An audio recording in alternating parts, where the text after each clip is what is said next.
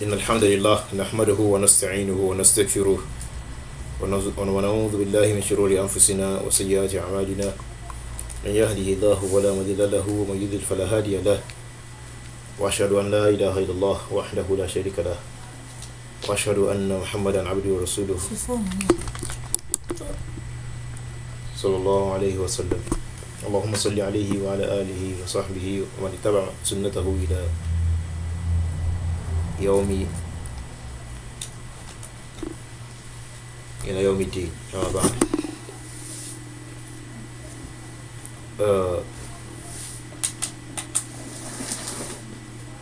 ó ṣe pàtàkì púpọ̀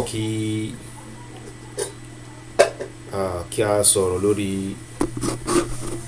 àwọn nǹkan tó bá jẹ́ sí pé ní á jẹ́ ẹ̀tàn fún àwọn èèyàn.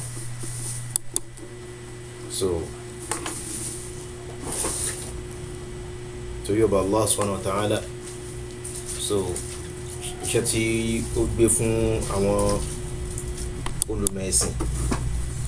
àti àwọn akẹ́kọ̀ọ́ ẹ̀sìn táwọn náà ti ń dolùmọ̀ bọ̀ òun náà ni pé tí wọ́n mọ̀ lẹ́sìn tó jòdòdó kí wọ́n fi kọ́ àwọn èèyàn kó sì máa ṣe àtúnṣe àfọ̀mọ́ fún ẹ̀sìn tí wọ́n níbo Muhammad sallallahu alaihi wasallam sọ pé ní ọlọ́run kò ní sígbà kan àfi pé ọlọ́run yóò sì mú àwọn èèyàn kan níbi tí ẹ pé ní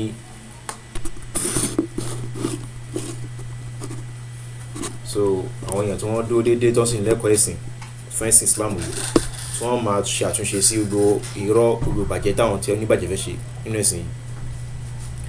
Ara ìbàjẹ́ òun náà ni kí a fi ẹni tí kò lè jẹ́ pé a ní ìfọ̀kànbalẹ̀ sí lọ́dọ̀ pé tí ọ̀rọ̀ ẹ̀sìn máa tẹ̀fẹ́ dà tó fẹ́ yí ọ pátápátá ó lè bá wa tó gẹ́gẹ́ bí Ànábì Muhammad sallallahu alaihi wasallam sọ pé ní ta'lamul fara'id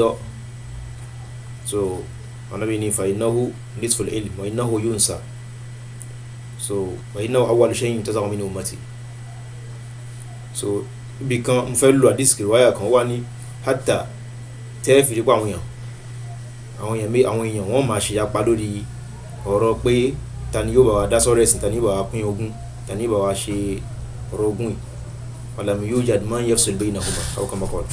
Wọn sì ní rẹ́ nìkan tó a lè ṣe kéni a lè bá wọn yanjú ọ̀rọ̀ náà pẹ̀lú mọ̀ níbi tí ìmọ̀ tí yóò máa lọ́dé lásìkò tó bá yá. Lil asaf àwọn olùmọ̀ yóò máa kú, ṣùgbọ́n ẹ máa rí pé àwọn tó tún wájú olùmọ̀ tálà tún fi wá fi kẹ́ wọn ní àwùjọ kan ní àwùjọ tẹ́ pé àìsí mọ̀ ti jẹ́ kí irọ́ kó gbilẹ̀ tálà bá tún wá fi àwọn olùmọ̀ kẹ́ wọn níbẹ̀. Ntẹ́mà àbí náà ni pé wọ́n tún máa wọn ní recognize wọn, wọ́n máa tún takò wọn. Àwọn táwọn náà sì mọ̀ pé olùmọ̀ lélẹ̀ kà á kọ́kún wọn torí pé wọ́n fẹ́ ba ìbàjẹ́ wọ́n wò pé stress lélẹ̀ yìí o àbí ó kílẹ̀ pàpè headache lélẹ̀ fún wa o eléyìí yóò jẹ́ ká ṣe wá tù wọ́n máa gbógun tì. Bẹ́ẹ̀ lẹ́tì máa rí pé lábẹ́ yẹn kan lọ́ máa fi ra wọn jẹ wọ́n fi ra jẹ olùṣèdájọ́ Mufti wọ́n làwọn jẹ Mufti látara khiyana ẹ̀sìn òun náà ní pé ààrẹ ẹni tí ọkàn ọba yìí lórí tẹ́nu kò lè ẹ̀kọ́ fi jẹ Mufti nìkan ilé náà wá sí pé àgbẹ̀wò lòun ṣe orí tóun náà ò ṣe òun ló bá pè é ní Mufti. Àìrìntèso aburú nígbà tí ń ta pinlẹ̀ pẹ̀lú aburú ìntèso rẹ̀ ó máa yọ náà ní kíni aburú. La fi wá rí pé irú àwọn táwọn míì tọ́sí táwọn òsì mọ̀ gbélé táwọn kọ́ pé Mufti tó fi jẹ Mufti ni o fatwa tó bá ti pass náà ní kíni àwọn náà máa tẹ̀lé fatwa àìnímọ̀ fatwa òdò. Lẹ́fi wá rí pé ẹ máa ríru wọn tó máa wá náà ń kí àwọn Christian fún Christmas. Lil asaf shadid ó jẹ́ nǹkan tó bà nínú jẹ́ púpọ̀ pé ń ta pè ní tọ́nà tẹ̀ èèyàn pé ẹ̀kẹ́ iṣẹ́ tẹ̀ tí yan Mufti náà dà tàbá tẹ̀ ní nǹkan tó ń bá ẹ̀sìn mu. Kódà ẹni tí ó jó ní bídíà nǹkan tí ò ṣe súnnà gan ó gbọ́dọ̀ mọ̀ pé eléyìí kò right. Ẹ wà rí pé ẹni tó fi jẹ Mufti yóò wà dídì wá lọ ṣe bánà yóò wà lóhun ṣe kíni àbí pósítà ni bí a flyers ni yóò lóhun kí àwọn Christian fọ́ndún. Àkọ́kọ́ ní tèmi tèfẹ́ sọ ni pé àkàtì àkọ́kọ́ máì tí sọ̀rọ̀ ẹ̀sìn gan ká má ti gbọ́rọ̀ ẹ̀sìn wọlé ńbẹ̀ recognition wo lẹ fúnra yín gan-an tẹ́ fi rò pé àwọn kèfèrí gan wọ́n gbà tí yín àbí wọ́n gbà tí yín pé ẹ lè máa kí wọn sẹ́yìn jẹ́ president ìlú ni àbẹ́ jẹ́ governor àbí minister ní bí àbí minister àgbà ìlú sìn bí prime minister ìlú àbí chairman àdúgbò táwọn pé wẹ́ èmi náà ni mò ń ṣe ìjọba lórí àwọn èèyàn jẹ́ nǹkan kan náà Mufti tó fi ń jẹ gọjẹ́ pé láàrin ara yín gan àti sọ pé àwọn onísùnà o láàrin ara yín gan ẹnu òkò bẹ́ẹ̀ ni èèyàn ṣe ń gbé ẹ̀dídé Mufti nìyẹn náà ń gbé ẹ̀dídé Mufti kan then so kò ń ṣe pé ọ̀rọ̀ tẹ́ pé bí akọ̀mí bí ọ̀rọ̀ gbogbo ọmọ Nàìjíríà wọ́n fi ń joyè nínú ẹ̀sìn Islam ẹ̀dẹ̀ ń bọ́ta kóònù Islam ẹ̀dẹ̀ ń fẹ́ máa fi ẹni pé ẹ̀yin fẹ́ máa fi ra yín hàn sáwọn kèfèrí ṣé kèfèrí wulẹ̀ recognize Mufti tẹ̀lé jẹ ni tí ó fi wá òpin Mufti wọn nílẹ̀ Yorùbá ń kí àwọn láì ṣe commissioner láì ṣe minister láì ṣe governor láì ṣe president kí ló kàtẹ̀ sọ pé bí a kàtẹ̀ sọ pé ṣe rò pé ní ẹ pàtàkì ni david tẹ́ fọ pé ẹ fẹ́ paint ara yín bí èèyàn dáadáa sáwọn Christian àdánwò ó ń kàn wá lọ́wọ́ lẹ́yìn báyìí ó yẹ kó à ń bẹ náà kó ti ká ó wá ń dà kó fẹ́ máa pè lékè sí torí àwọn àbá gan nígbà tí ìkan ojú ò tí ì làgàn tó báyìí gan àwọn àbá yìí ọ́ dúró déédéé ni àwọn àbá yìí dúró déédéé ni wọ́n ò tẹ̀sí pọ̀ láwọn tó dúró déédéé nínú wọn o wọ́n náà wá dìde wọ́n ń kí àwọn kèfèrí pé ìwọ ẹ̀gìtẹ̀ ní ẹ̀gìtẹ̀ wo ẹ̀jẹ̀ ń wò náà pé mo ní screenshot ẹ̀yìn báyìí so kákọ̀ tí ẹ rí òkè òun ni so Merry Christmas ẹ̀yin náà wò ń sìn ẹ̀ tó pẹ̀ Mufti ó ní Merry Christmas as part of the Islamic ethics màá show you screen òun ó ní as part of the Islamic ethics so afa Mufti lọrin Mufti kí ló ń pè wọ́n Mufti kí ló ń pè wọ́n náà mi ò tiẹ̀ mọ̀ mi ò dá wọn mọ̀ mi ì tẹ̀ fẹ́ mọ̀ wọ́n so mi fẹ́ mọ̀ wọ́n nítorí wọn ṣàánú bíi tiwa wọ́n ní as part of the Islamic ẹ máa gbọ́ ẹ máa wo yín tí ó yẹ ká jáde nìyẹn o wàláhì torí mo sọ pé mo ní kí ló kàn àpọ̀ lélẹ̀ kí ló kàn àkàwá ń sọ̀rọ̀ lórí ẹ̀ kò bí à ń sá pé à lè sọ̀rọ̀ torí tó bá di jọ́rọ̀ ẹ̀sìn kí ẹ̀ bá ti yọ ẹ̀sìn Islam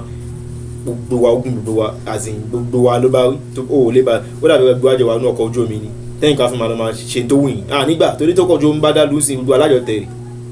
so bẹ́ẹ̀ náà ni Islam ṣe rí so máa ṣe kíní ká rẹ̀ sórí káwọn kan dákẹ́ kọ́ máa dà sí yín yóò yà jẹ́ nǹkan míì kò ní jẹ́ ẹ̀sìn so á wo tó yẹ ká kémi fẹ́ sọ̀rọ̀ lélẹ́yìí o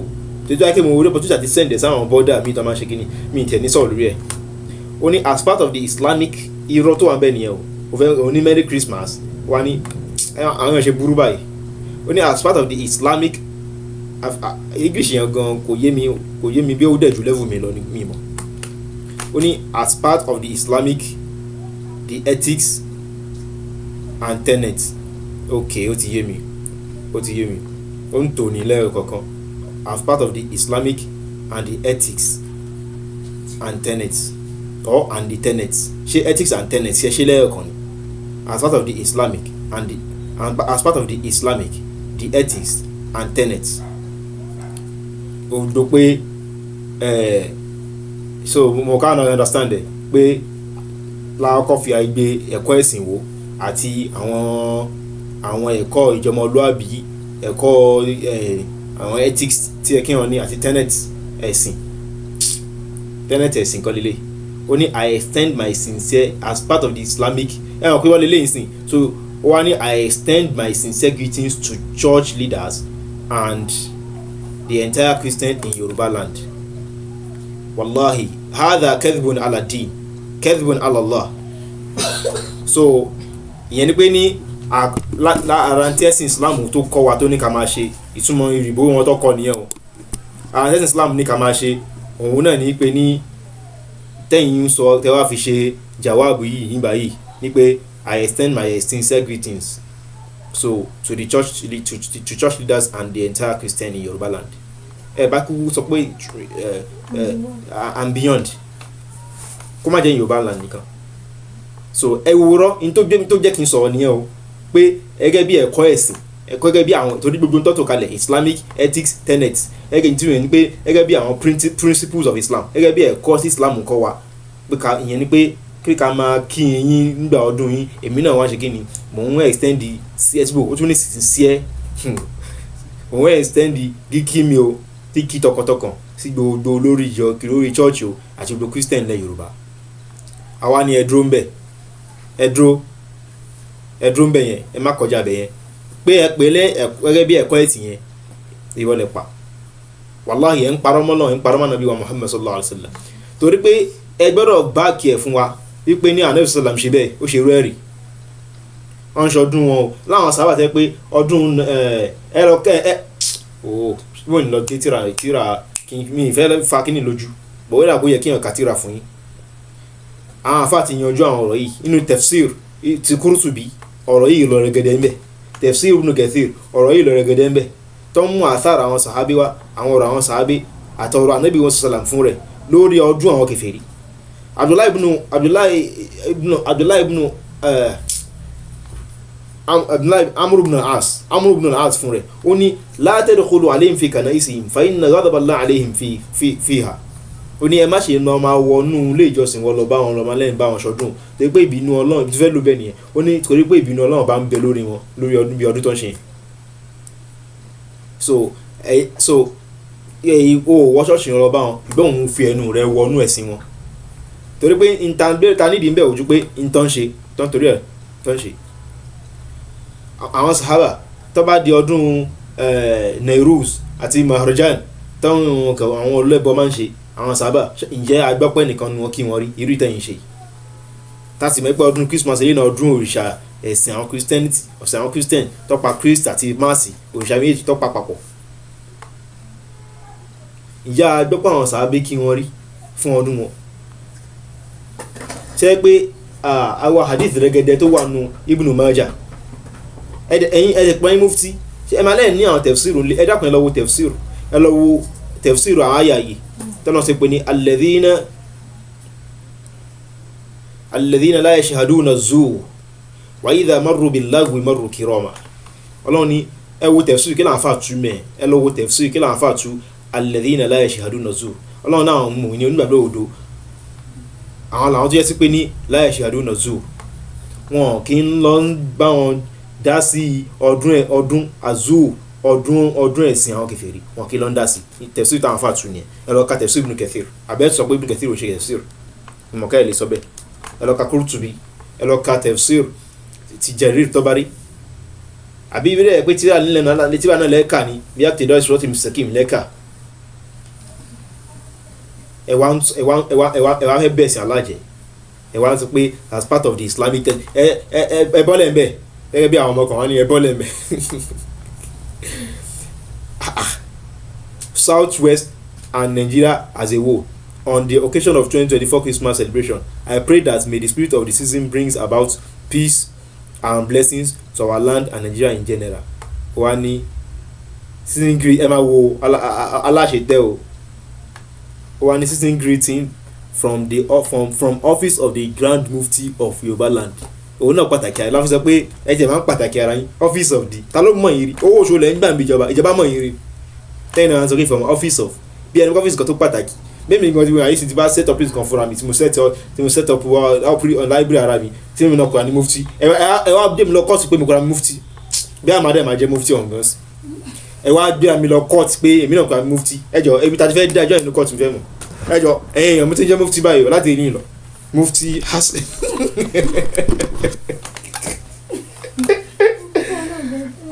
Mufti ètò ìrọ̀lẹ́ yóò ta o Mufti sunda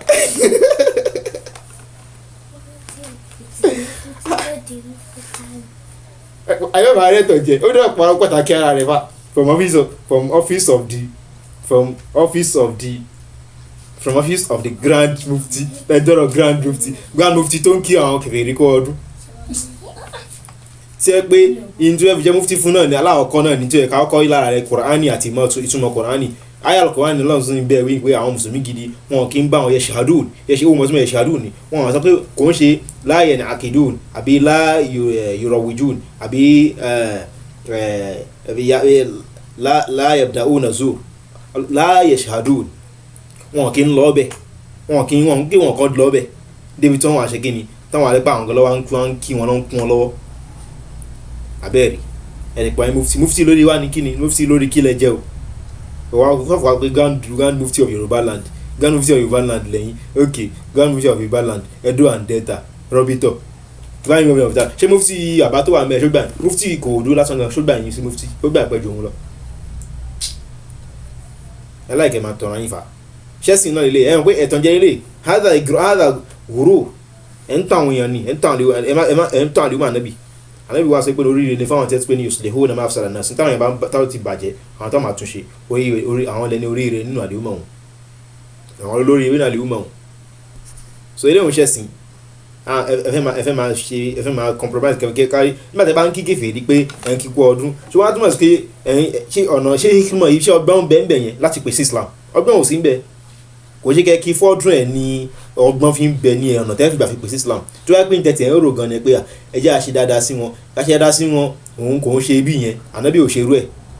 ká ṣe dáadáa sí wọn normally ni tí ẹ̀yà tí wọn máa ń ṣe sí ọmọ ènìyàn tájọ́ ń gbé